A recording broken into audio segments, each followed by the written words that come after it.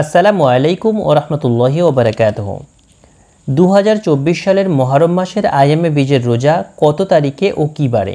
আইয়ামে বীজের রোজা রাখার প্রতি গুরুত্ব আরোপ করে প্রিয় নবীজি সাল্লাল্লাহু আলাইহি ওয়াসাল্লাম হাদিসে পাকে ঘোষণা করেছেন।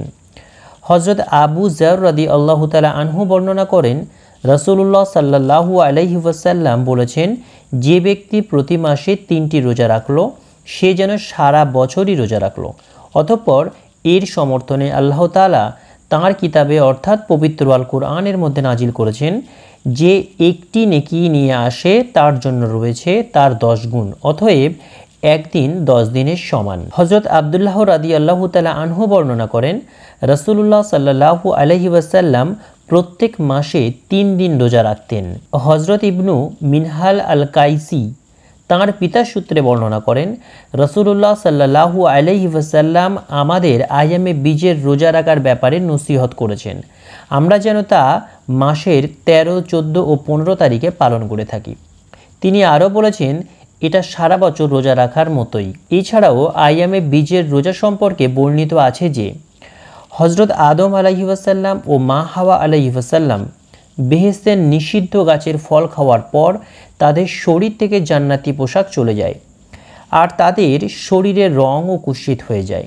অতঃপর হযরত আদম আলাইহি ওয়াসাল্লাম ও মা হাওয়া আলাইহি ওয়াসাল্লাম আল্লাহর হুকুমে চন্দ্র মাসের 13, 14 ও 15 তারিখে রোজা রাখলে আবার তাদের শরীরের রং পূর্বের ন্যায় উজ্জ্বল হয়ে যায়। তাই এই 3 দিনকে আইয়ামে বীজ বা উজ্জ্বলতার দিন বলা হয়। আইয়ামে বীজের রোজা রাখার ফজিলত বর্ণনায় হাদিসের বিখ্যাত গ্রন্থ বুখারী ও মুসলিমে এসেছে।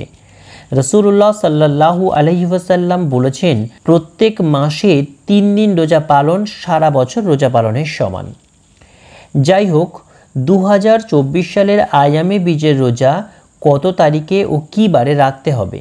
2024 সালের মুহররম মাসের 13 থেকে 15 তারিখ হলো 20, 21 এবং 22 জুলাই শনিবার, রবিবার এবং সোমবার।